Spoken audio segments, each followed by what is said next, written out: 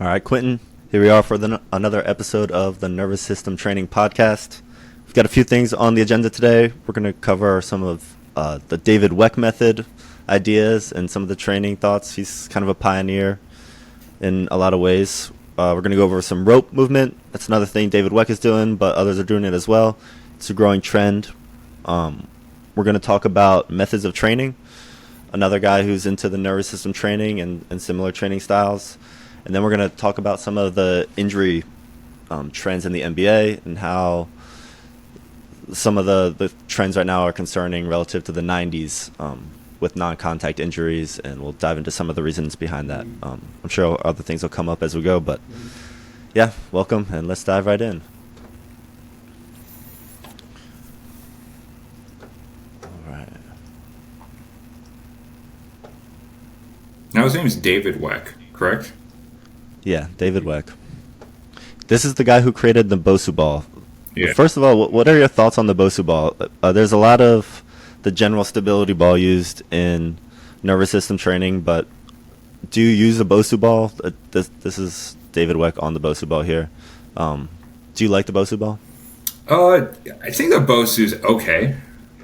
You know, as far as physical therapy, I think it's effective for helping with the ankle. And you know, I bet kind of thinking about it, since I've really been trying to develop like reactive strength methodology in the nervous system training program. I don't own a Bosu myself, but I could see how it could add that reactivity. Like, try this. Could you pause it on the guy when he's on top of the Bosu? So yeah, that's good. So one interesting thing about the Bosu, and I think this guy's using the Bosu Elite, which is like the next version, is that when you're doing, say, like let's say if this guy was doing a push-up hold on the Bosu, that's a very unstable surface, and that's good for creating, well, in the industry it's called stability, but what's really going on is it's stability is another word for reactivity. And I could see it being helpful for developing more reactive strength. Like, stability equals reactivity, and reactivity equals elasticity.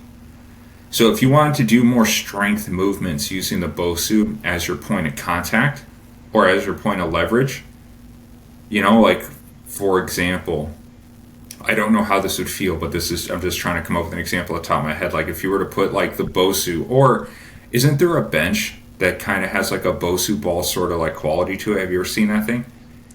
Yeah, there's like a rectangular one that has that bubble. Yeah. Yeah, if you were to do, say, like a bench press or like dumbbell press or dumbbell holds with the Bosu up against your back, because it's more of an unstable surface, that can create a more reactive element to it. So I can definitely see some value in using the Bosu. Unfortunately, a lot of people in the sports performance industry, they use it for like proprioceptive training. And I have a lot of reason to believe that that can create more of a detriment to athletes, especially when it comes to injury prevention, than, you know, adding something adding like an improvement to their performance quality. A couple reasons is because when you're barefoot on the Bosu, it's highly reactive, like it's very unstable, and you're constantly having to shift your foot around to regain balance. But if you're doing that too often, you're going to kind of create a lot of confusion in the nervous system. You're going to create all these different variables and all these different bits of information that get stored into your fascial system and into like the proprioceptive process and how it communicates with the spine. And that can create improper movement patterns or improper sequencing.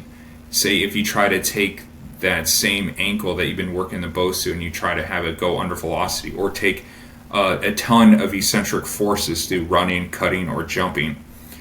When you do your balance, you really should, and it has been proven, you should be doing hard surface balance training, not soft surface. Soft surface balance training is best for a therapy process when you're coming back from an ankle sprain, you know, or something along those lines like Achilles tendonitis. I think it's a lot more beneficial for that.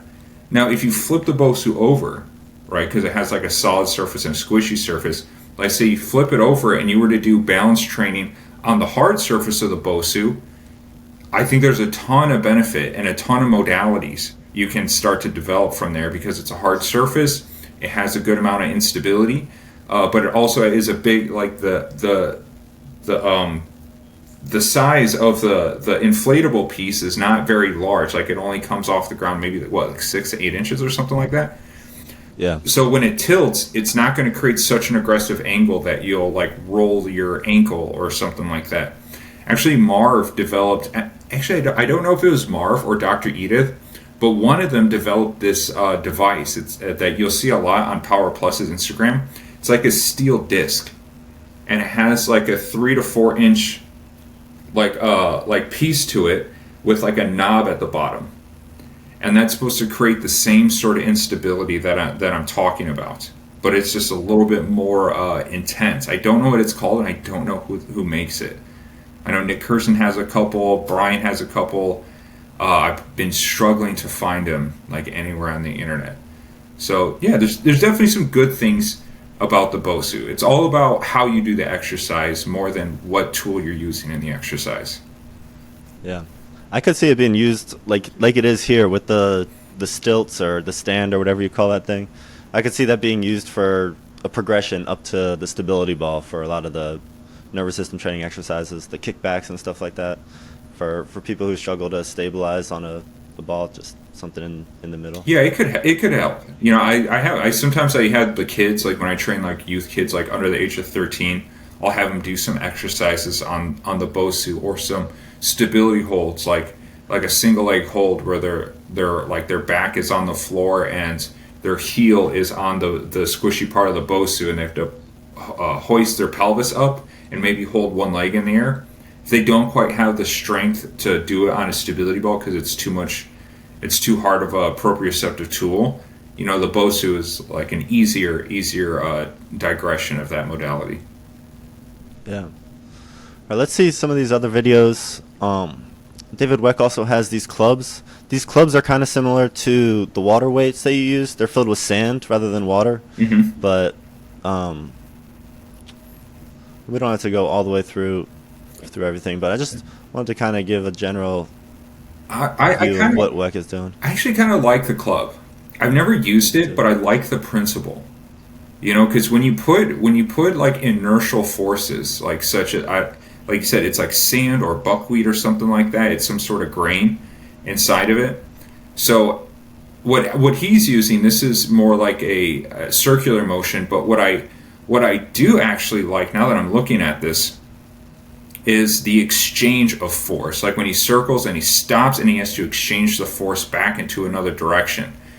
So right here is the circular part's great, but really where the magic is when he swings that around and he has to stop the club and then push it back against the inertia it was going against. If you look at his arms, that's going to create, loop that again if you can. So when he's doing that, when you're taking something and you swing it over and you have to stop and redirect that force, that's putting a ton of eccentric loading onto the arms. It's good eccentric loading into the body. And basically what you're doing is you're taking advantage of the muscle stretch shortening cycle. You know, its ability to absorb and recoil the force. And the more you do that throughout your whole body, the more elastic your body becomes. You know, and you stop feeling so tight. You can redirect energy a lot better. Basically, you're plyometrically training different areas in your body without having to do a jumping motion. So I think a lot of what he's into now, because I know he's into like these little hand weight things that they do like this sort of thing with, I don't necessarily think that is enough stimulation to quite make a huge improvement in your force generation. But the principle, I think, is really solid. You know, I think there's some level of value that you can get out of this. I think if I were to get one of these clubs, I play around with it, you can find a lot of different modalities you can turn it into. I think this device is pretty solid if it's used the right way. Yeah, I love it. I've tried it. I have a steel club, but this one's definitely better. And if anyone's interested, you would get one that's significantly lighter than the steel club that you like to swing. Let's see what else this Weck method is all about. This is one of his head trainers. But yeah, he's got these special ropes. There's all kinds of ropes out there these days. So I've never seen this before. What has he got here? He's got like a jump rope. Seems to have like an elastic band Yeah, it's to got it. an elastic component, a weighted component, and then it kind of has like the chain bearings that a nunchucks have, where it's got the ball and socket. Okay. So this is probably they're trying to progress their jump rope sort of technique. What is it? What is their this oscillation thing called? Do they have a name for this? For this movement system, Yeah, they just call it rope flow. rope flow. Yeah. And so some of the ropes I think are weighted, but just in general, it's about controlling, like kind of extending your kinetic chain beyond your body and having to control further out of your body. The idea being the further out you're controlling something, the more dialed in you have to be in your core and through your extremities. Okay. So this is simple. So they'll do just variations of just swings and rotations with this rope, and it seems so. This is a loaded jump rope. Yes. Okay, and the faster you go, the more it stretches away, and it's weighted at the end, so that's going to increase the eccentric quality. Yeah. And people do this too with just like a climbing rope too. It doesn't have to be this fancy rope system. I think this is just what they're selling, but I'm sure it is. It does have that extra oomph at the end, a little bit better. Okay. There he is. He's selling his thing. Yeah, let's see what he's trying to do.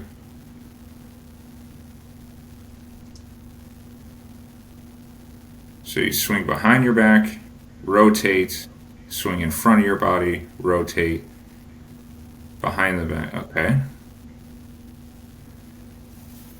So yeah, can we see this at full speed?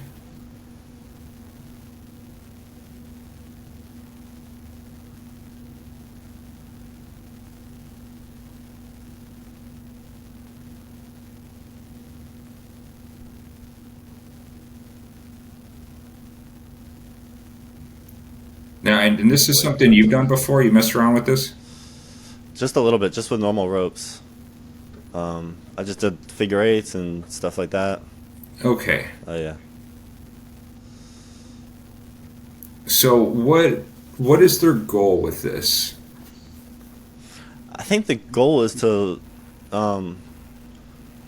like David Weck has all these ideas about like the spiraling forces and stuff like that, and the goal is just to like, I guess give that feedback. You know, it's to use the rope as a tool for nuanced feedback on movement. Okay. Just as a small variation in your movement, you can feel it more through the rope than you could. Can you play a video without where they're actually doing this in action so I can see what the modality looks like? So this is just a normal rope. Let's just jump into the middle.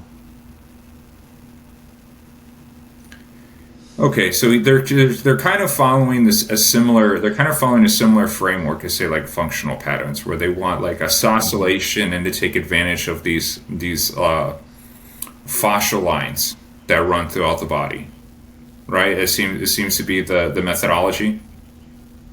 Yeah, so what exactly are fascial lines? It's a term I've heard. I don't understand it fully. So fascial lines are basically like they're a neurological pathway of which electrical signal can travel. You know, and like this electrical signal glides across the fascia and hits the tendons, sarcomere, the muscle tissue, and you know they start from like the toes. They branch like up under the toes through the foot pad and above the foot into the extenders, and they branch off into just different sequences. And they're not really lines. They're just pathways of which the body pushes and contracts electricity in different directions to create balance. So like you'll have something where like an example of like feeling your fascial line at work. Like if you put your hand on your lower back You put both hands on your lower back and you shift from side to side and put your thumbs on your obliques. When you tilt to your right, you'll feel your left oblique kick in. If you tilt to your left, you'll feel your right oblique kick in. You feel that? So those are the fascial lines at work. And they travel from your feet all the way up to like the base of your skull, your occiput, through your face and your neck. And do they crisscross? yeah, it'll cross like it'll go from like the bottom of your toes. There's like a bunch of different lines, and sometimes the lines will branch off. Sometimes the lines will close off with a major injury and they'll readapt around it, and that can create issues like you'll get some muscles will shut down or shorten or over lengthen or something like that. But yeah, I am seeing this more and more where you're getting a lot of movements that are trying to take advantage of like these different spiral lines, and they're trying to hit like rotational movements, isoscelational movements, yaws and rolls. Now, I've never done this. So the only thing that I'm wondering is, so you've done this, what are you feeling? You feel it in the core, like it's you have to find the rhythm, right? It's a rhythm thing. It's kind of like, yeah, I don't know. You feel it in the core. I've only really tried it the one time, and then I've messed around with like a jump rope and tried some other stuff. But yeah, you feel. I don't know. It's like jump roping, but it's heavier. So you gotta. For me, it's all about that center of gravity, like right in my navel. Okay, so it helps with rhythm. It helps with maybe sequencing the core, creating some reactivity into the core. Now, the only thing that I think about when I'm seeing this is because it takes a certain amount of stimulation to create adaptive change. And I'm not entirely sure, I can't necessarily claim. Sorry, there's like a weird noise. Can we, Jake, real quick, can we pause it and kind of see what's going on? Yeah. Okay, I'm sorry, man. Let me see what this noise is, and I'll come right back while I You're good.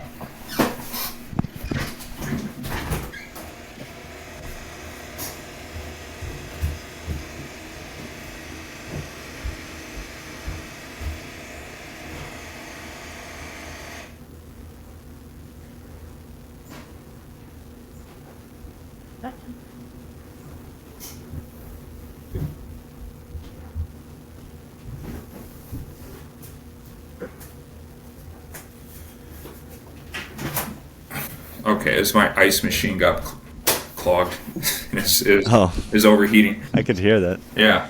Okay. Let me know when we go again. Yeah. Yeah. Just go whenever. Okay. So when I'm watching this, now I can't entirely say because I don't truly know. I've never done this. I'm a firm believer that I have to go through something, feel it, to determine if this is a good return on investment. Now I always run every training modality, I run it through this lens. If I invest my energy into this, will it actually improve my athleticism quickly? Right? Because you only have so much energy throughout your day. There's only so much money you can throw around on a training program. You can't do every single training program, like especially if you're an athlete or you're a fighter or whatever. So when I look at something like this, you can definitely get aerobic. Okay, it's core engaging. There's rhythm. There's a tempo. There's probably some neurological feedback because you're swinging that rope. It's creating a force. You got to work against that force. But is this going to improve my ability to generate force? I don't think so. Not by much. Because there's no stopping. There's no stopping. There's no twitching. I think that's what's lacking in this. Well, it's also not duplicating. Now, can this help with kinesthetic awareness? Teaching athletes how to understand their body more. Yeah, 100%. It definitely can. Can this get the body to improve, like your sprinting, your cutting, your maximum force generation, your punching, your kicking? Can you get improvements quickly? I don't think this is enough stimulation. I don't think this is enough to force the body to adapt, significantly adapt. As far as the general fitness, if you want to throw in new modalities, because remember, everything works. Some things work faster than others. So if you want to throw this into your routine for like general fitness, or maybe you're a jiu-jitsu guy or a kickboxer, and you want something different to work on, just to kind of, you don't really have a deadline, you're not too concerned with making big improvements, you just like training, I think it's great. I think it could be fun, it's different, but if you're an athlete, UFC fighter, basketball player, baseball player, or you're serious about like your martial arts training, or you want something that's going to be a huge return on investment, that means I'm only going to do this for an hour, maybe 3 times a week, but I want life-changing improvements within 6 weeks. I don't think this is going to deliver. It doesn't seem like enough stimulation that hits the body. Like, you need a certain amount of stimulation. So, yeah. Now, the thing about David Weck, I will say this real quick. The thing about David Weck is that he's a really good salesman. He's a very exciting guy. He's very enthusiastic. I ran into him one time at like an Arnold's or something like that. It was years ago. And he was wearing like these pink Hollywood star glasses, like talking about like, he's acting all crazy. I'm not really into that. That gives me weird vibes. I don't really like messing with guys that are too enthusiastic. It seems to game show host. In my experience, guys that act like that are a big red flag. I could just be being prejudiced. This is just my own thing. But, so I ask myself, when I see something like this, is the value really translating, or is it being sold really well? That just kind of runs through my head. You know what I mean? Yes, and I think to decipher that, you got to understand, like, he's kind of marketing this to everyone because he's a good salesman. He's selling this to everyone when most likely only some people are truly going to be in a position where they get maximum value from training these methods, right? So and that's his brilliance. He's able to make it seem like these are universal methods to increase all areas of performance, which it is, but you have to take it into the context you're saying of like the opportunity cost of what else could you be training in that time. Yeah. But I will say, when I started striking, I got a pair of nunchucks, and that helped me a lot with my feet, since my feet and my hands were kind of out of sync, and having the nunchucks was just a source of feedback that it forced me. I mean, obviously you mess up with the nunchucks, you get bit, so you learn quick. But I will say, like, I could see this being really helpful for someone who's just kind of learning how to match their upper body and lower body in a striking context, and they're kind of trying to. Since you develop the feel for it, it's really awkward. I remember, at least for me, it was the first time I went and did a striking class. Like, I felt like I had no force in my punches. I wasn't really able to use my hips and my lower half to connect through my hands. So I could see it being really helpful to help kind of connect the full body. But for someone who's an elite UFC athlete or something like that, I see what you're saying, how there's the opportunity cost is probably not there, given all the other methods that they could be training.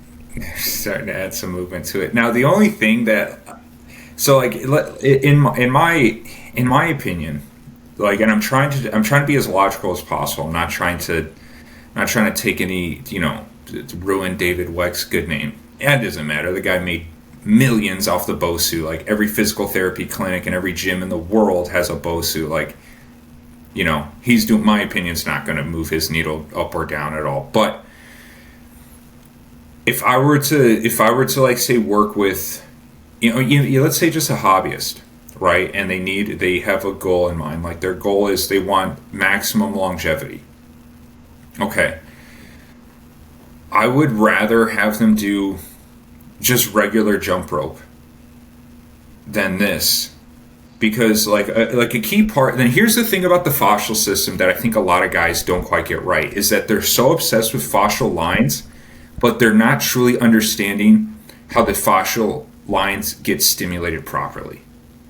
Because the fascial lines get triggered, they primarily get their triggering from your feet, right? That's the like, because a lot of this, like, you know, if you look at the most primitive actions, say throwing a spear back when we were like a bunch of cavemen, like you don't like stand still and then like throw a spear. Like you step forward, plant, and then launch, right? Your feet are the form of leverage, so the fascial line can transfer energy up these highways up your body into whatever it is that you're doing. So, but that requires like force, it requires impact. Like the fascial gets stimulated through jumping, through bounding, so you'll get more out of your fascial system by doing jump rope than like isoscellating movements and rotational movements. Now, it's not to say entirely, you know, like if you look at the ball work training, there's a ton of rotational stuff. Like you've done a lot of the ball work. There's a lot of like, there's oblique twists, there's the pendulum swings, there's a lot of these ideas, but they mostly rely on proprioceptive leverage. Like you're leveraging your strength against an unstable surface to create more reactivity. And if you look at like functional patterns or Weck methods, most of the modalities are done in the standing position, which I don't necessarily like. That's fine, you know, that's fine, but that's not going to create a huge amount of neurological stimulation really quickly as far as performance training and force generation, because you need the stretch shortening reflex. And a majority of these modalities that I'm seeing, you know, like these rotational movements, or even like with clubs and stuff like that, the stretch shortening mechanism isn't really getting triggered that hard. You know what I'm saying? There's not a lot of eccentric overload. Like you need eccentric overload. Like the club he has generates better eccentric overload than say this jump rope does. So when I look at this, it's like, yeah, it's cool. Like, would I ever do it? I'm not really into it, you know, personally. I would mess around with it. There is this one device that I thought was interesting. It's called like a water rope. It's like this jump rope that's filled with water. It's like a it's very, one of my athletes that's a pickleball player is really into it. You know, he's doing all these weird movements and he likes it. He does it like as a warm up to get his body loose. You know, I think that could be a better tool, because because when you're using water and it's more loaded, maybe this guy's new jump rope, maybe that's what they thought about. They're like, hey, the eccentric loading isn't high enough. Let's make, you know, what you showed me before. Let's make this jump rope, but let's see if we can overload the eccentric quality, right? So they're trying to go for it. They're trying to do, you know, and same thing with nunchucks. Like nunchucks, you have like an unstable force. You know, it's moving your arm. You got to focus, and it follows a similar principle to like the ball work. You know, like it with like the water hand weights. Yeah. But the thing is, with the water hand weights, you can be a lot more targeted, and you can hit that stimulation a lot faster. You know, so instead of doing like a 30-minute, you know, like or 20-minute like jump rope movement, right, to try to get like that stimulation going, to get like a neurological burn out of the body, you can get it like with the ball work. You can hit these areas like in a matter of seconds. You know, it's like the rep density is way higher for the ball. When you're shaking it, it's like the feedback rate is way higher, I should say. I like that. Rep density. Did you just come up with that word? No, that's what's his name? Josh Waitskin. That he wrote The Art of Learning. He was like a chess champion, and then he became a martial artist, and he trained with Marcelo. Now he's into like foiling, but yeah, he consults actually with the Celtics, speaking of, which we'll talk about in a sec with Jason Tatum. Okay, yeah, so that's a good way to put it. The rep density of the nervous system training has a higher return on investment that I can see, you know, and just because I can kind of get an estimation of what this is going to feel like. You know, like I know what movements feel like, the amount of speed that he's using, how much force is behind it. The jump rope doesn't seem that heavy. So, you know, Yeah, I think it's okay. Now the thing about the whole Weck method philosophy is that he's really big into these coiling systems, right? Now, when he's doing these like weird grips, like this is old. Like this is not new. This is old. Like Bruce Lee used to be in, like he used to stand with his hands like this, right?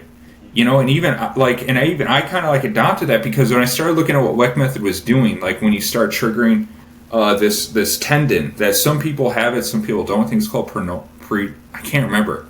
It's like an old tendon from when we used to be like branched, like a tree branched animals, right? And it's supposed to increase your grip. But some of us have adapted away from that because we haven't been tree dwelling animals for like millions of years. But it still exists within our physiology, that there's an old fascial trigger that's in our grip from when we used to like swing, and it's still like, if you like a newborn, when you put your finger in a newborn's hand, it's going to grasp it. There's a mechanism for that. It's an old primitive mechanism. Now, no one teaches a baby to grab, but it's from when we were born. We had to hold on to our mothers, to stay on them. And chimpanzees and monkeys did the same thing. They cling to their parents, and then that translates into clinging to tree branches. But when you do this, you do trigger these fascial lines to start contracting a little bit. You can feel, like, I think his grip is like this, thumb goes in here, and you squeeze like this or something like that. It's the middle finger goes first, and then on top of the middle finger goes the index finger, and then the ring finger, and then you close the pinky on top of it. So yeah. What does the thumb do? The thumb goes on top of everything. I'm pretty sure. I'm honestly not 100% sure on the thumb. Okay. But he has this idea that a neutral wrist is a straight line from this knuckle through the wrist down to the elbow, which is like, it kind of counters what I was taught in striking with a neutral wrist being the big knuckle, straight through the wrist. That was part of it too, which I always thought was interesting. Okay, so let's run through. So middle finger, index finger, ring finger, pinky, and thumb on top like this, right? Mm-hmm. Yeah. Okay. Sorry, I'm just feeling it. Yeah, so you can feel that signal kind of turn on in your body, mm-hmm. right? Now, you also got to think about practicality, right? When you do things that create a rigid structure like this, you kind of break down your ability to relax because you're creating tension. Even in track and field, a lot of coaches subscribe to doing this, like with your fingers, like don't blade your hands because that tightens right through here, and if you get too tight, you can't push kinetic energy through your body as efficiently, and it starts to burn you out. So the only problem I see with that logic is that it's not necessarily, and of course it might be unfair to compare him to, like, say, our goals. Our goals is to improve performance, right? His goals seem like just ways to add to fitness. So when you're doing like these coiling ideas, like is this practical? Two, can this be? Can you teach this to an athlete? Where I think this actually is appropriate. Say, like, because I was running this hand coiling idea through the AI, or I was having a long discussion with it and having the AI break down exactly what is happening anatomically through the body. Now, you don't want to create, you want your athletes to learn how to relax. Like I teach them, like stay relaxed, like relax your hands, relax your face. You relax those two things, it starts sending signals to the rest of your nervous system to relax. Right? So, and you do that like with your striking, like you don't want to be like tight, right? If you tighten your fists, you start tightening your arms. So you want to be a little loose so you can maximize your speed. Because if you're too tight, it breaks down accuracy of your velocity, accuracy of your limb. Where I think this could be really beneficial is if you can teach your athletes to hit this grip right at the point of contact. So let's say you're teaching your athlete to jump, right? So they do their jumps like 1, 2, 3. Maybe they do a set of 8, right?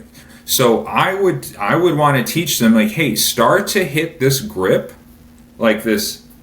It's kind of hard. You got to teach it. Start to hit this grip as soon as you hit the ground and you're launching your force back up. Hit the grip and let it go. Like that. So you kind of tap into, maybe this fascial trigger line. Maybe you can tap a little bit more electricity into it as soon as you hit the ground, and as soon as you launch up, you got to let that grip go to stay relaxed again. But it's got to be at the amelioration phase of impact. Like as soon as you hit the ground, you got like 0.15 second to make it happen. I think that would be a more appropriate application of like this whole grip sort of thing. Yeah, I like that. You're kind of making it like a speed drill almost, like adding a plyometric element to that grip, the timing. Yeah, because I don't want them to be tense like with their hands. Like if I were to make this grip, hold on, middle, index, ring, pinky. Okay, if I were to do this the whole time, right? I'm keeping my fist tight, and it's keeping my arm tight, right? If I relax my hands, then the rest of my arm starts to relax again. So I can have more velocity out of it. I can have more relaxation, and the muscles are going to tense on their own because they're autonomous. So if I can start to time that together, it'd be hard, but maybe that can create an improvement. But at the end of the day, is that worth it? Is it really going to significantly get that vertical up another 2 inches in 2 weeks? You know what I mean? Like, is it really going to make a huge amount of difference to invest my time and energy teaching this to the athletes to try to get these improvements going? Yeah. So that's how I always look at it. ROI, return on investment. Is this going to give me a significant return on investment? And Marv Marinovich understood this idea really well. That's why there's 10 ways to skin a cat.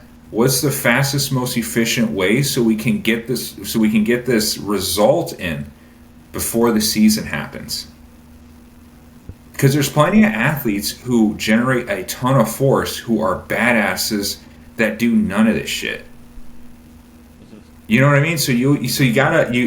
And sometimes I'm not saying David Weck does this, but sometimes some trainers can get so deep into their own philosophy and their own mental masturbation, about like, oh, this and this and these ideas and with the kettlebells and like trying to do these weird things, right? And I get that. I get they're trying to push a philosophy because it produces a result, but is this producing a very fast result?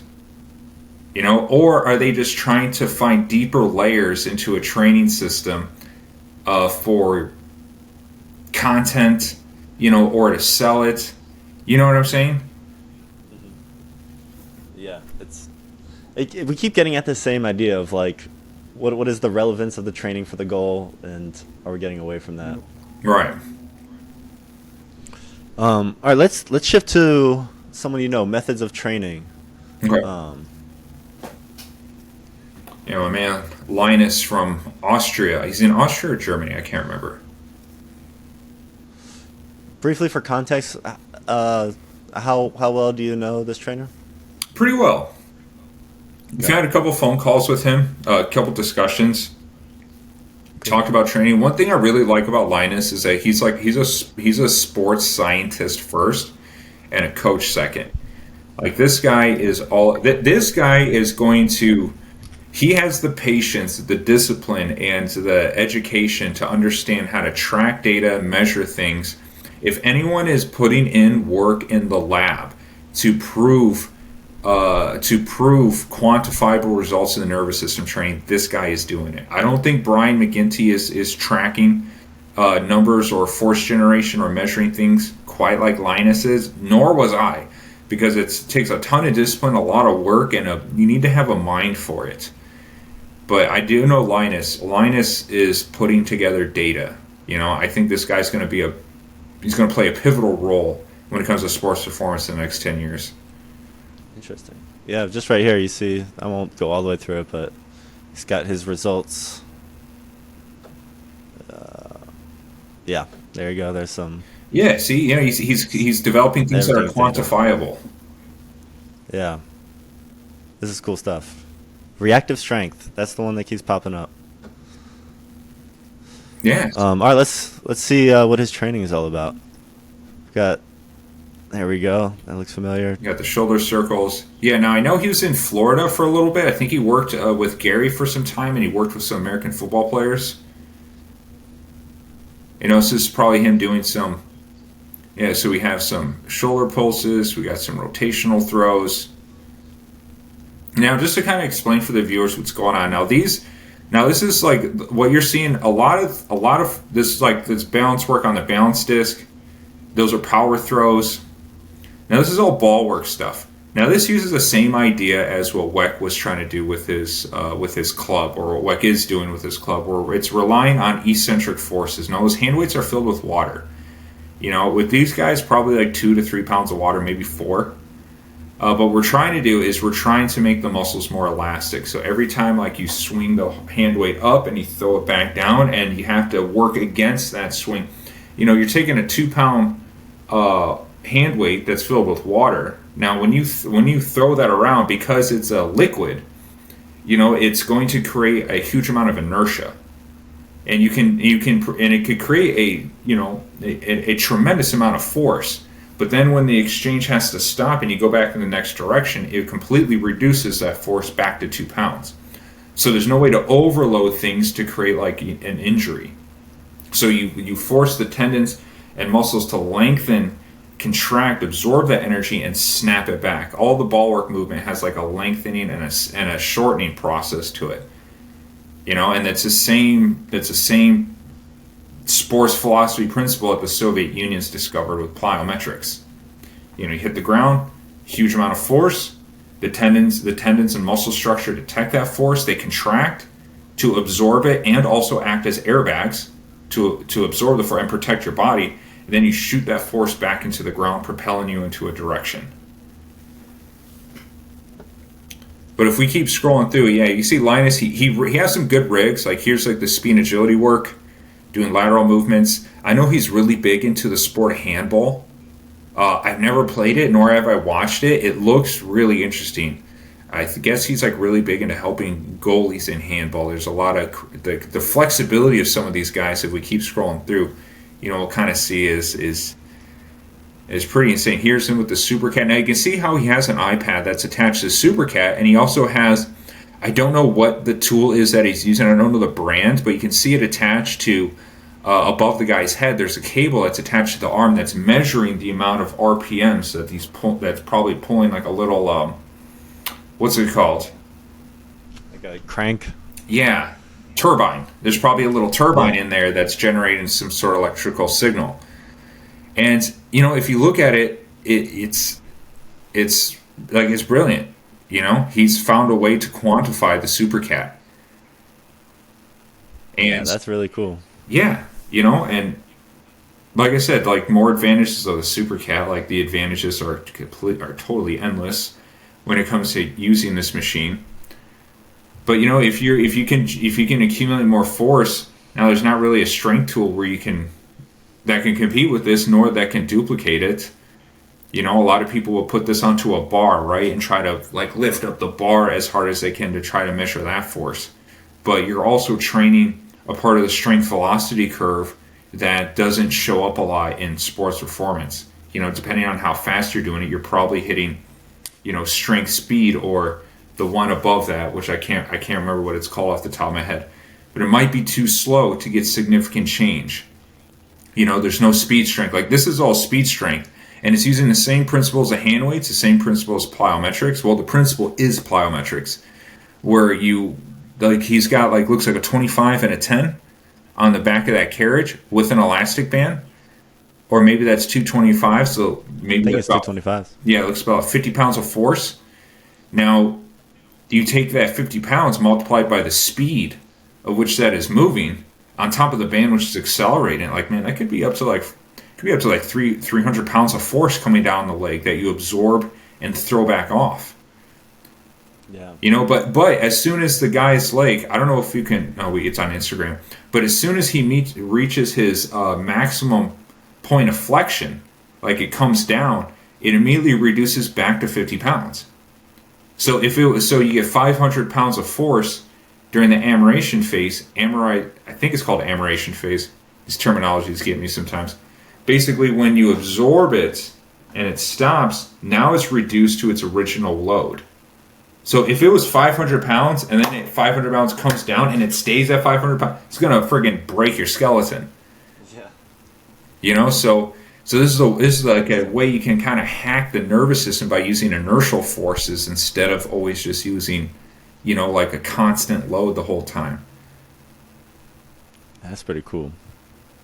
Yeah, man. Linus is the man, dude. Linus, he's very, very sharp and precise with his methods. He's got force plates. Now here's another thing where, like, this kind of follows the same, Weck method, functional patterns principles, rotational, oscillational movements.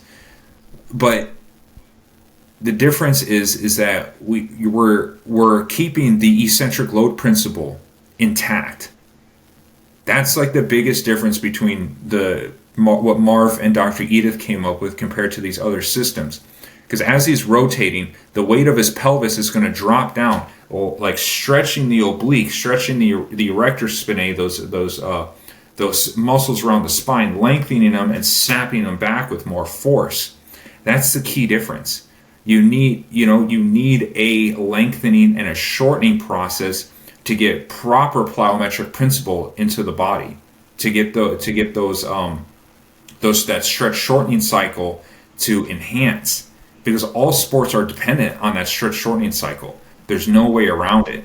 And the more you train rotational movements that don't take advantage of that, the more you could be negatively affecting the nervous system, reducing force or reducing fluidity, rhythm, timing of the movements. And athletes become more rigid and stiff, which maybe they have a better muscle structure.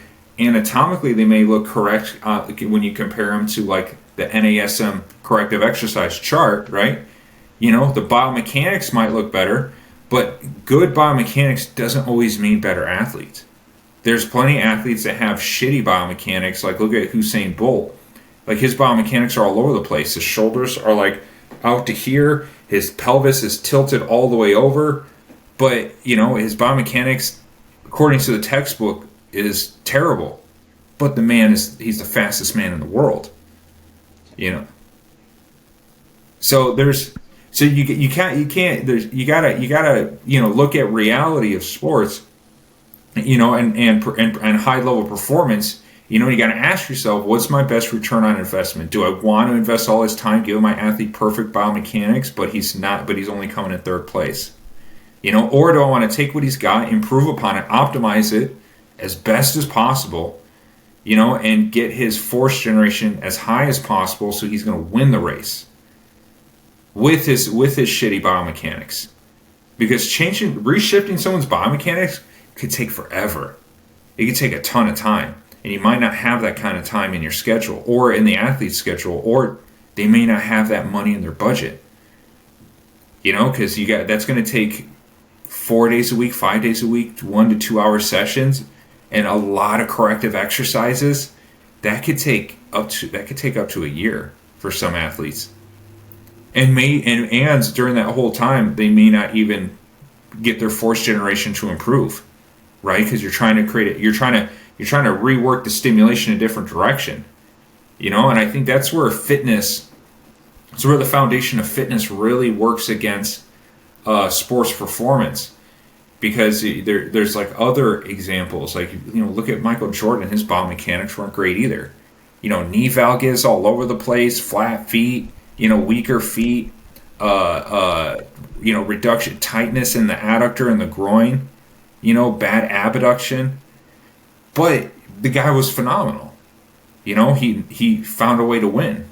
He's a legend. He's the GOAT. Way better than LeBron. Everyone knows this. Yeah, I'm sure there'll be no friction with that statement there. Yeah, all the kids will get upset while they play Fortnite. That's what I call LeBron. He's a Fortnite generation basketball player. Yeah. I was gonna point on this one the same thing you were saying with the iPad on the Supercat. He's got the force plate Yeah. here.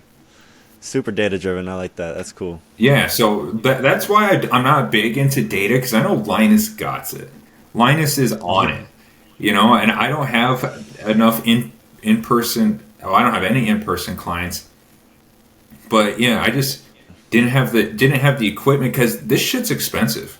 Like to get Yeah. monitors, platforms, data driven tools, like you're looking at a couple grand, to get some of Yeah. these devices and. I just never had it in the budget to pull it off. This looks like more of a rehab program, but it's cool. You can still see a lot of the Marinovich principles. Yeah. Now here's one thing when that guy's doing that pullback. Now I don't know. I'm guessing, but maybe that pullback movement there's a resistance that relies on maybe a centrifugal or a like the go eccentric where it's like a rotational force that you're pulling it, like the row machine, like the concept row Okay. machine, right? It Yeah. uses Yeah. fan resistance. Now I fucking love centrifugal or fan resistance or that kind of strength quality is phenomenal. I think that's a really underutilized tool with nervous system trainers right now. Like I know Brian, like so apparently word on the street is Gary Marinovich was not a big subscriber into it.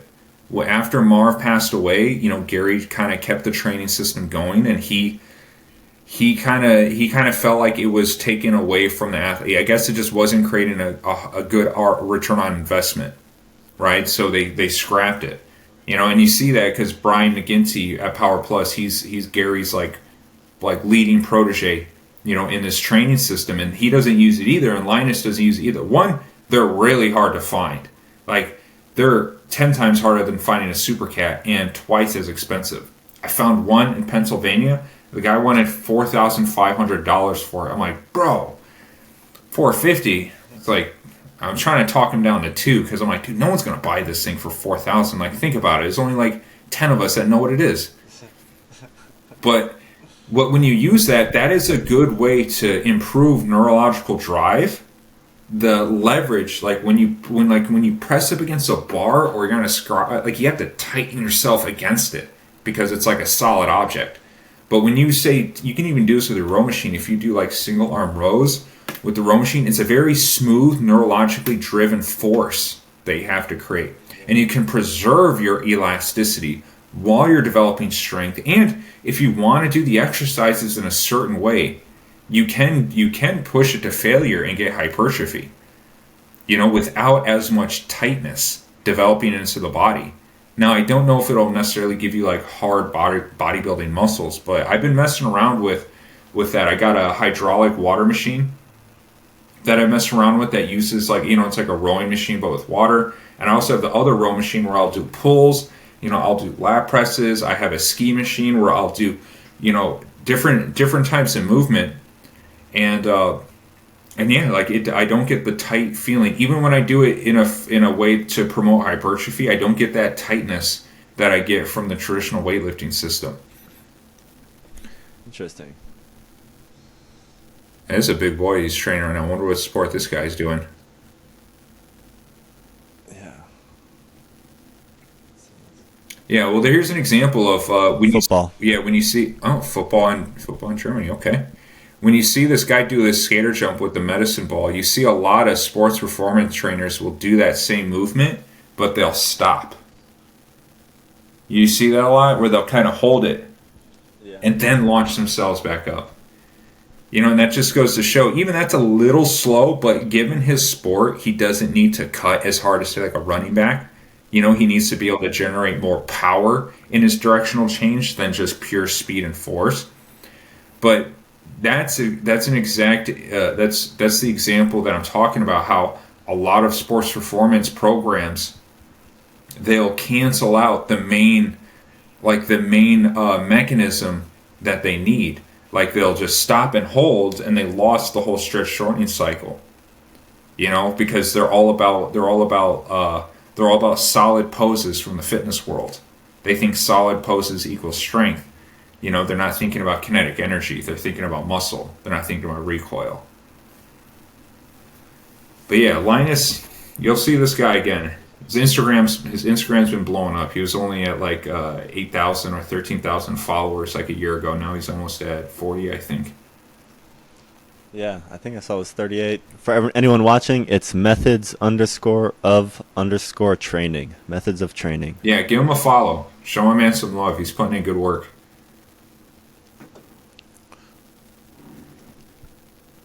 All right, I'm going to pull up some videos of Jason Tatum. We went over him a little bit in the last episode after his injury, but yeah, let's just talk a little bit more broadly about not just Tatum's injury, but the trend of non-contact injuries in the NBA in general. Let me ask you a question, Jake. Are you a big basketball guy? Do you watch a lot of the NBA right now? Right now it's the playoffs. I will say I'm a bit of a bandwagon NBA fan where I don't watch it that much during the regular season. If it's on, I'll turn it on. But in the playoffs, I start getting excited about it. And in general, I know the players and stuff. Okay. Give me, because I don't watch today's modern era of basketball. I shouldn't say I hate it. I think it's just so weak, right? And a lot of that's just because of how the game has changed, the rules. So kind of give me an update. What is going on with the NBA and these injuries in the past, 2 months? Give me up to speed on things. There's just been a lot of it. It's some of the speculation is that it has to do with what they're calling load management, which is basically a lot of the players, a lot of the star players aren't playing the full season. They're taking off back-to-back. That they're not playing back-to-back games, or if they've got 4 games in a week or something, they're taking off 1 or 2 of them. They're kind of having these scheduled off days when back in the 90s you'd only miss a game if you were injured, and even then you tape it up and try to fight through it. So guys are getting a little more preventative rather than resilient to the injuries. And then the other part of it is that the rules kind of change in the playoffs, where it's pretty well documented. The refs are much more lenient. So during the regular season, teams that are better at three-pointers tend to do a little bit better. And then in the postseason, the teams that are bruisers have a relative advantage compared to the regular season. Bruisers? And so that, I guess it's not the best term. Just like big guys, team basketball, rebound, slower half-court basketball rather than getting out in transition. Guys with better at controlling the ball, better at defense. There's a lot of scores at 80s and 90s, 88 to 93. Whereas in the regular season, sometimes it's 148 to 132. So it's the pace is slower. There's less calls fouled, so it's a little more physical. So anyways, the style changes. You've got a lot of guys who haven't been playing that consistently at competition pace. That's some of the speculation. Okay. Regardless of the speculation, the results is that there's more injuries, especially non-contact injuries, over the last few years than there have been historically. Okay. Let's cancel this out one layer at a time. So they're playing the same amount of games. Let's use the 90s era as a reference because everyone knows that is the best era of basketball by far. It's not even a debate. So, not even biased. Okay, so when the amount of games that they played in the 90s era compared to today, has there been any changes? As far as I know, it's been 82 the whole time. Okay, 82. Now, strategies they've been using. Resting players. I've been seeing that a lot. I'll see LeBron, he'll put his big chain on and his sunglasses and he'll be in the stands just hanging out, right? He's on a rest day, correct? Okay. Correct. So they implemented rest. So rest day is one strategy. What's the other strategy that they're utilizing? Less penalties, right? Less contact, less fouls. Yeah, less fouls during the playoffs. Honestly, the playoffs kind of mirror the similar rule set to 90s basketball, whereas the rules during the regular season, there's more fouls. And so they're they're less lenient during the regular season. So it ends up being, it's less physical during the season, and then well, even still, like let's be honest, like today's playoff basketball is not it's still flop city out there. Like I see my I have a YouTube feed. I see the algorithm. I see freaking. Yeah. Your flop. If the arms, I have a rule. If the hand goes above the head, he didn't really get hit. When they go like this, like no one goes like this when you get hit. Let's get our balls back in basketball for real. Like, I grew up watching Michael Jordan get freaking hit in the face, and he'll dunk it, and he'll drop down and be like, "Fuck you." When he threw the fist at the Pistons, like he got freaking like hit across the face. Remember Dwayne Wade broke Kobe Bryant's nose? You see Kobe like trying to check his hairline. This whole thing. Another thing, hands above the head, hands on the face. It ain't real. Let's be honest. Like I've been in a sport where you get hit in the face. It is not that bad getting hit in the face. Like basketball players, please have some dignity and stop acting like a bunch of women out there. All right, that just needs to be said. Because I'm tired. Sorry if I'm going on this crazy tangent, but I don't know how many highlight videos I see of guys on the basketball court like this. Like, wait. No one covers their face when they're hurt. No one. Look at this. Watch this. Look, Jesus Christ. Come on. It's all his fault. LeBron is such a big pussy. Like, he's ruining the etiquette of basketball. Everyone knows this. Okay, so let's just say there's less fouls. There's stronger fines on flagrant fouls. There's just less contact in the game. It's not like the Bad Boys Pistons of the 80s. All right, okay. So less fouls, that's one layer. What's the next layer? What's the next thing that the NBA is trying to do to reduce these injuries? What strategies are they trying to implement?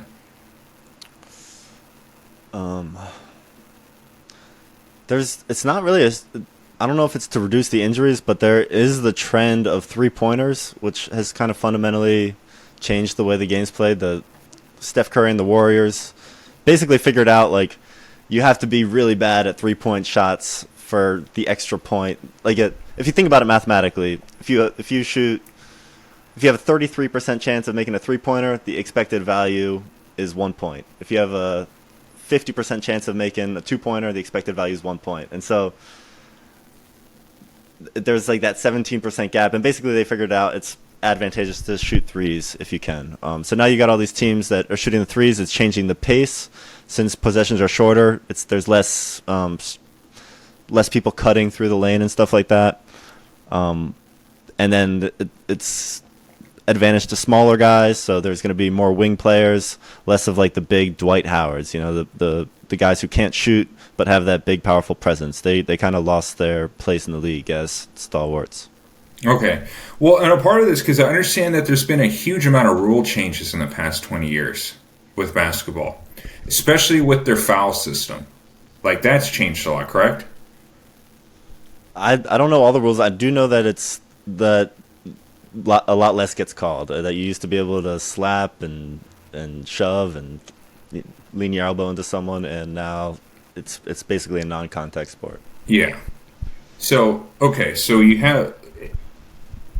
let's add up all these factors and let's start doing a process of elimination.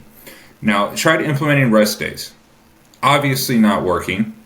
Injuries are never higher. So we'll throw that out. Rest days are not working. Makes no difference. Less injuries in the 90s, less rest days, more injuries. Strength and conditioning. Do we have any idea what they're doing with the strength and conditioning program in season, especially late in the season? I'm not sure. Okay, so that's I've seen videos. I'm not sure what they do from like a macro programming perspective. Okay, so S&C, that's an unknown. So that's something we could explore. We might not be able to get to everything today. Now, the 3-point game. I do remember, like, who's that guy with the beard that's really lazy? that plays basketball? James Harden. James Harden. I like how you knew his name. Yeah, just beard lazy. Oh yeah, that guy. So James Harden, he got the 3-point system like really popular. Weren't they like the first team to really take advantage of that, like somewhere in the 2010s? Yeah, and especially it was Mike D'Antoni was the coach, and James Harden was his main guy. And what they really figured out is that the most valuable play is a 4-point play, or free throws on a 3-point shot, since then you have a 3-point shot with whatever your free throw percentage is, which for someone like James Harden is going to be in the high 80s. So what they really perfected was the art of getting fouled on the 3-point shot. So if you sink it, you get the opportunity for the 4th point. If you don't sink it, you got a 3-point opportunity at your free throw shooting percentage. Okay. Do a quick ChatGPT search while I'm kind of talking through this. Figure out the amount of games being played between, say, like the 90s era and the modern era, just so we get all our facts straight. Okay, so with less fouls being happened, the 3-point game showing up, that's going to create a system where now your number one factor is going to be shooting accuracy and speed. I feel like that's because obviously is another thing. Athletes are becoming more powerful. Like they're getting stronger, they're generating more force. Like if you watch a '90s NBA game, you watch like John Pax. He would never be able to keep up in today's NBA. Pax is like so freaking slow, but he was like good for the air. He was like or Larry Bird. Larry Bird would have no chance. Like just keeping it at 1,000. Like the amount of force generation, the vertical jumps, the athletic ability is through the roof in the NBA right now. Like we got all the freaks, like all the best freaks. Even who's that guy from the Bucks? Freaking animal. Giannis. Yeah, Giannis Antetokounmpo, or give or take his last name. Yeah, so like if he's moving like way better than Michael Jordan, way faster, way more athletic, just so these athletes are generating more force in the court than ever before. Now with less contacts, do you have what's the stat on those games? Yeah, I can confirm it's always been 82 aside from a lockout season that had 50 in the 90s. So it's 82 then, 82 now. 82. Okay. So what I'm seeing when I watch basketball, and tell me if I'm accurate, that when I used to watch a lot of 90s basketball, that a lot of 90s basketball seemed like it was more about forcing position and trying to create space, and mostly through contact. Like everyone remembers, what's his name from the Pacers? Who's that skinny guy? Right now, currently? No, from the 90s. 90s. Oh, Reggie Miller. Reggie Miller. When Reggie Miller pushed off of Michael Jordan, got the shot, turned around, and freaking sank it. Right. So if you look at old basketball, it seems like they're trying to create space more with their physicality than they are with their speed, because they were allowed to make contact. Right. Now imagine if you can't touch anyone. You gotta fucking move your ass off to fly around the court because you can't make contact with them. So you have to avoid them. So you're running around everyone instead of trying to run through everyone. So what that means, I wonder if they're taking more steps per play, per athlete when they're on the court. You know what I'm saying? So, yeah. Right. So you're creating a situation where the 3-point is dominant. Now the 3-point, you need to get good 3-point shots. Now I'm not a basketball expert, but it seems to be that you need good setups. You need I have been watching a lot of Caitlin Clark, and one thing I'm noticing is that she is faster than everyone, easily faster, right? And she really relies on Boston creating screens so she can quickly create space, get the pass, turn around to hit the 3. But you got to get to that line. Or you got to have good decoy system. You got to send someone to the paint, maybe a 2-on-1, leave someone open just for a split second. You give the ball to them, and they can make a 3-point shot. Yeah. So when there's more space, you need more speed to close the distance. And so because you can't make contact with them anymore. So I think with a combination of this 3-point game, the combination of less and less look how much contact they can do. Like you can literally like get like body to body on people. You can get hands and faces. You know, you can. I remember like you could fight through the ball and rip through. Like remember NBA Jam on Sega? Are you that? Are you too? I never played it, but I know what it is. Yeah, like you can grab the ball and they had this move where they did this. Yeah. You know, and that was legal in basketball. Like if you caught an elbow because he's trying to rip the ball, like oh oops, you know, like take your foul or maybe not. Yeah. So you have all these factors on top of athletes who have to become faster now. Here's the thing: they have to train to become faster. So with the amount, so let me see some new games.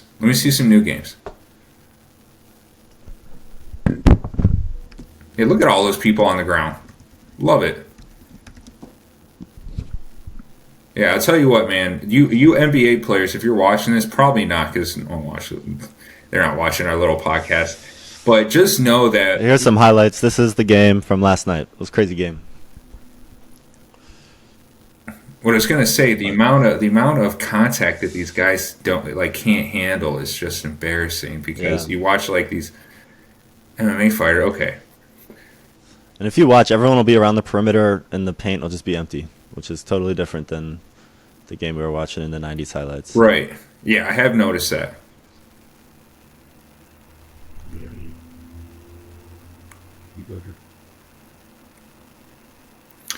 So what I think is happening when you play that perimeter game, right? You rely more on speed because you have to create space. You can't use physical pressure to dominate positions. You have to use speed to dominate positions. I think these guys, they're just hitting the ground more often per step. Like, let's say you make like 1,000 ground contacts in a single game back in the 90s, right? Maybe 1,000 steps. That's a ton of force. But now let's say that gets doubled because of the play style. Now these guys are taking 2,000 steps. That shit, no matter how good your training is, that adds up. There you go. Way to get off the ground. I'd add on to what you're saying that it's not just speed, but it's like speed and agility. I would say there's probably more cuts too, off of picks. Or if you watch Steph Curry, he's famous for his off the ball movement, where even without the ball, he's cutting through everywhere. They're setting up screens for him, and he's sprinting the whole time, just trying to get open for. Didn't he get a really bad hamstring strain? Yeah, he missed the end of the series. He was supposed to come back if they made it, but by the time he was ready to come back, they were toast. Yeah, so these guys are moving way faster, working the 3-point line, not making contact. You see number 3 is afraid to get his body to body on him, so that creates more space for the guy to create more speed. And then here's the next thing that I think about, is I think about their fucking shoes. And how terrible basketball players. I feel like basketball players are notorious for having bad feet. So when you add up all these factors, because it's not like these guys aren't strong enough. They're plenty strong. They're all done. They're all got 40-inch verticals. They all can sprint fast, right? They're all quick. So when you got these guys who have really bad feet, or their feet are constantly in these shoes, and shoes really shut your feet down. Combine that with the game has to be faster. You need more ground contact time per game. And you can't impose your physicality because no one can touch each other anymore because everyone's allergic, because everyone wants. You're going to create a system where the NBA, it starts creating a negative feedback loop. Because what happens is that these NBA players are going to get injured, right? That means your best guys are going to get injured. That means when people show up to see games, they're either rested or injured now. That means that there's less fans who are seeing their favorite players on the court. And now you're also creating a situation where all people are doing is, trying to work the 3-point game. The game is so much faster. The feet are super fucked up because these shoes are their feet are just getting abused in these shoes. And viewership was down 40% this year. So get up. Get your hands off your face, please. Just stop embarrassing yourself. It does not hurt that bad to get hit in the face. It doesn't. You barely feel it. Getting hit in the body actually hurts. Like Jacob, like you spar, right? Yeah, yeah. That's the getting hit in the liver. I've never even had that bad of a liver shot. Like that where I've seen it where like people can't move at all. But yeah, that's the worst, most uncomfortable I've ever felt. Yeah, getting hit in the face does It's not worse feel than that it bad. hurts. Yeah, it's kind of it's shocking, but it's not. It's not that painful. No, it's not. It's not painful enough to go on the ground. You know, like if anyway, we'll get to that later. So this is what I think is happening. I think combined with these guys always being in these shoes because the court is really, really destructive on the feet. This play style, you're getting this like perfect storm of the NBA degrading, where now viewerships are down because there's no superstars anymore, and all the superstars seem very emotionally soft, and half of them are getting injured. But these are not just injuries; these are catastrophic injuries. And this, you know, when this really started to show up with Kobe. That was the first time I really heard about like a significant tendon rupture in the NBA. Like I do not remember AI getting injured. I do not remember Shaq getting injured. As soon as we passed 2010, didn't he get injured 2009, 2010 or something?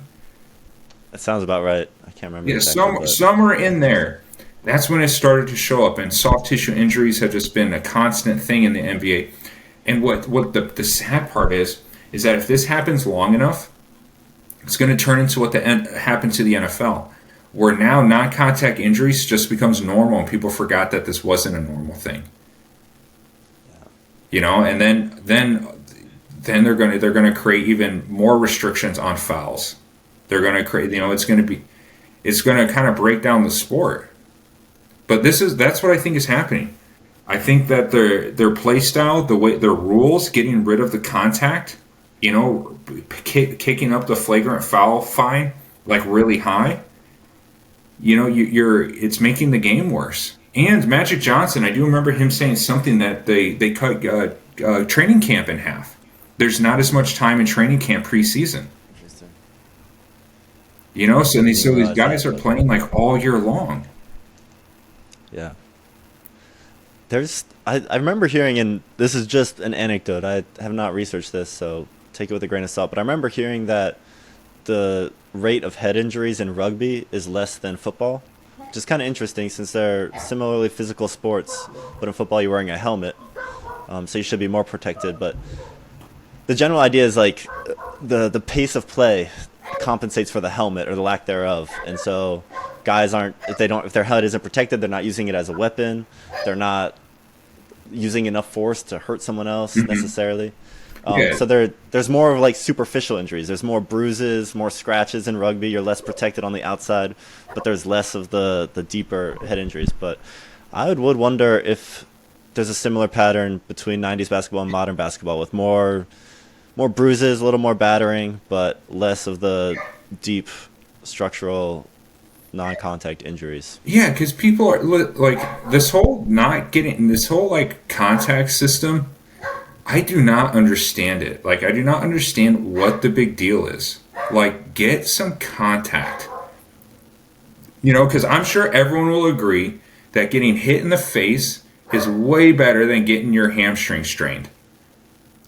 You know, like, and I think it pushes a better basketball mentality because now you're getting people who are running on a more primal level. You have to be smarter about it. You have to be more aggressive, you know, and your will to win is going to increase. And I think that's what made the 90s era extra special.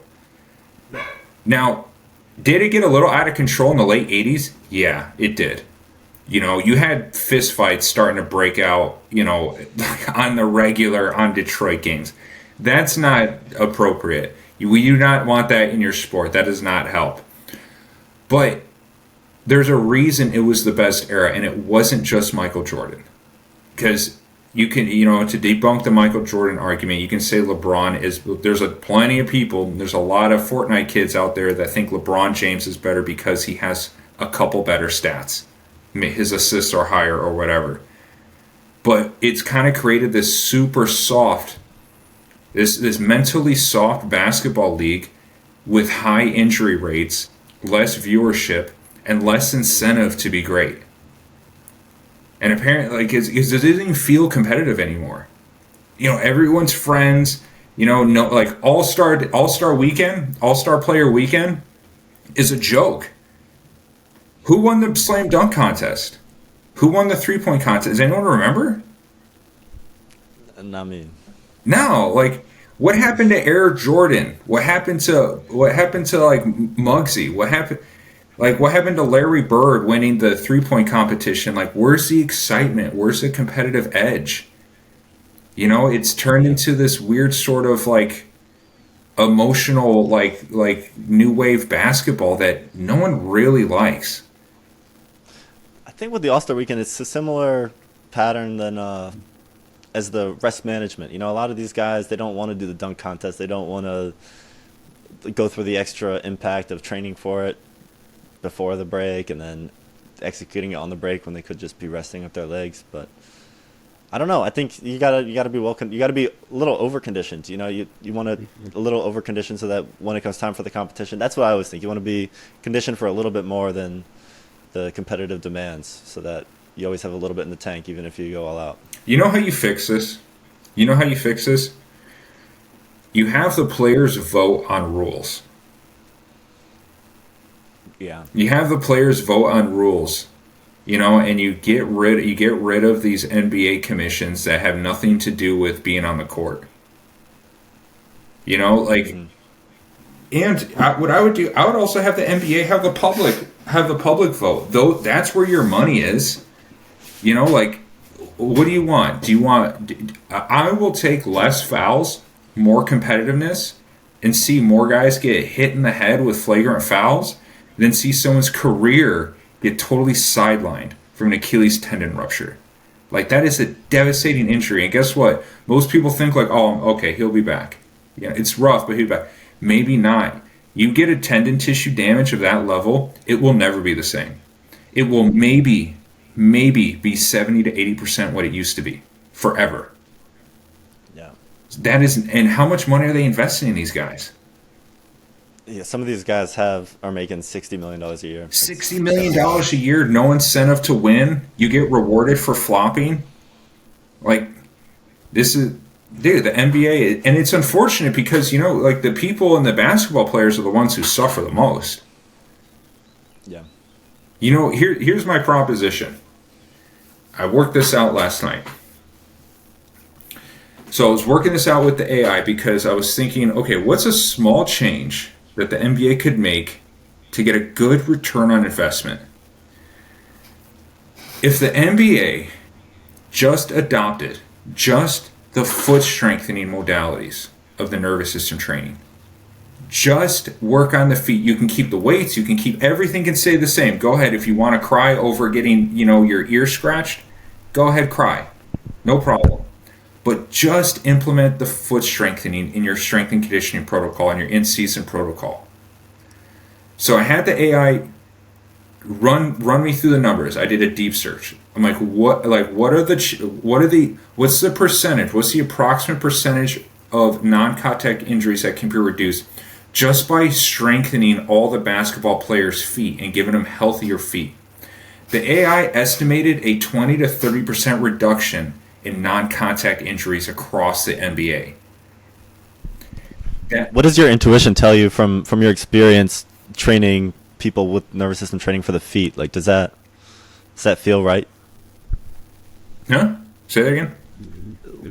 Does your intuition from your experience in training athletes with nervous system foot training, does that percentage feel right? Does that seem reasonable based on what you've seen in your experience? Yeah, easily. Like, people, but it's a paradigm shift because no one. It's kind of crazy because listening to I just did a video about him. Who's that guy? He wore like an army helmet to fucking Joe Rogan's podcast. He's a football player. And Antonio Brown. So Antonio Brown, was talking about like doing stuff like with the towel crunches and the foot arches. He's like, you don't really think about that because you think your feet aren't that important. There's this weird paradigm shift when it comes to our bodies where we think some things are important and some things aren't important. When you're a professional athlete, like this is what people need to like wisen the fuck up on. When you're a professional athlete, your body is a business. To say that small things like your foot arch are not important, that's like saying the quality of paper in the office isn't important. What if you had a business, let's say like the stock exchange, and everyone had to use green construction paper? What a fucking disaster. Can you imagine typing, writing, or erasing on that shit? That'd be wild. That would be, dude. It's just paper. It's not as important as the whole thing. That like, let's say we get rid of just tracking like expenses. Maybe 10% of expenses, dude. That could cripple a business. Everything is important. When there's millions of dollars on the line, every single thing is important. So businesses know this. That's why everything is on lock. They know their accounting. They know that they get computers that everything. If you have bad tracking, if you have weak links in your business, you're leaking money. You're leaking efficiency. You're leaking progress. But for some reason, when it comes to our bodies and sports, there's things we can pick and choose to prioritize because we deem it as unimportant. It makes zero sense to me. You know, like everything counts. It's all connected. There's not one thing there's not a stone you can just leave unturned. Just because you don't see it doesn't mean it's not working. So it's just a crazy paradigm shift that I do think eventually it'll shift out. But right now, athletes are so stuck that everything is muscle. Muscle, muscle, muscle, muscle. Everything is muscle. Well, okay, but like what do these muscles run on? What do these muscles feed into? What actually gives them the electricity to even work? You know, there's all these different qualities that we just feel like are not important just because it wasn't in the textbook. Yeah, and you just said something kind of like as a figure of speech, like just because you can't see it doesn't mean it's not important. But I think a lot of this is like a lot of people's attention is directed towards what you can see, what you see in the mirror, what others see when they look at you, and then also just like they think strength is the size of your muscles. You know, like we're very visual creatures, and so it's hard to learn and understand the importance of these non-visual aspects of movement. So I took this a step further. Well, we should probably end on this. I got a thing coming up, but so check this out. So I took it a step further last night. So I'm like, okay, what kind of financial impact would that have on the NBA if they could reduce the injuries, the non-contact injuries, just by 25%? That's not a huge number. So apparently, the AI, it did. You know, I used the deep search feature. It took like 20 minutes for it to come up with all this information. The AI estimated a saving of up to $100 million because of insurance, and you also got to think of revenue loss. When your superstars are not on the court, that affects ticket sales, that affects restaurants, that affects the city.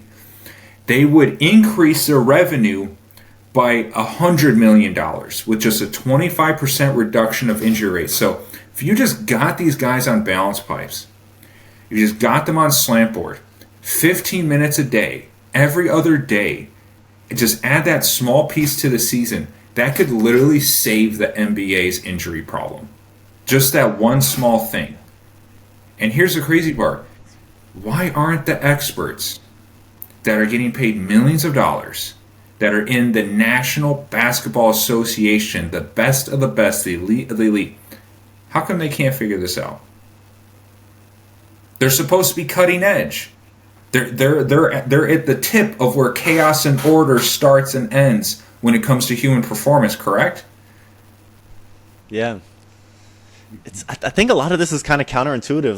Like we're saying, like they think that eliminate contact, there's going to be less injuries, which is true, but what they're missing is that the severity of each injury on average seems like increasing. I don't to think the point where the overall. I don't think that's true. I think the foul system. I think getting fouled doesn't create wear and tear. I think the speed of the game is what does it. It's, well, I mean, I think, like, let's say anything's an injury, right? So I think, like, if you wake up with a bruise, that's an injury. I think that probably every game, all 90s players were waking up a little sore, you know, the next day. Whereas there's probably some that they face no bruises, no contact the whole game. Nowadays they feel fine, but when they do get injured, it's severe because it's non-contact, it's in space, it's on a hard cut, it's Career ending. fast speed. Yeah, exactly. So you, rather than having, you know, a sore elbow for a week because you got shoved and you fell awkwardly more often in 90s basketball, there's less of that, but when fit hits the shan, it's much worse. Yeah, dude. It's just, for the sake of masculinity, man, bring back the contact system of the 90s. You know, it's just I don't know, it's kind of weird. It's weird how, like, sports kind of reflect, they're kind of an expression of the times right now, and I think that's also another reason why people gravitate towards combat sports like MMA, because it's one of the few places where masculinity is still intact, unlike the NBA, which is really a bummer because these guys are so talented. They're so freaking, their nervous systems are so beyond what we can comprehend as possible. You know, and to see guys like Giannis, well, who's the guy we were just talking about? I keep wanting to call him Jason Statham. Jason Tatum. Jason Tatum. Yeah. Like, guys like him, you know, like, they're such advanced athletes. They're such freaks. And if those guys are getting injured, here's another thing to think about. If those guys are getting injured, the strongest of the guys, how many guys below them on practice squads, B leagues, all that, how many of those guys are getting just eaten alive in this NBA system right now? Yeah. You know? It's not good. All right, Quentin. Yeah, man, we went hard on We this can one. wrap it there. Yeah, this is a big one. But yeah, lots of good stuff. Anyone who's tuned in, remember, like, comment, subscribe. Leave us your questions, send us your videos. We'll add them to the queue if we're excited about them. But thank you all, and have a great day.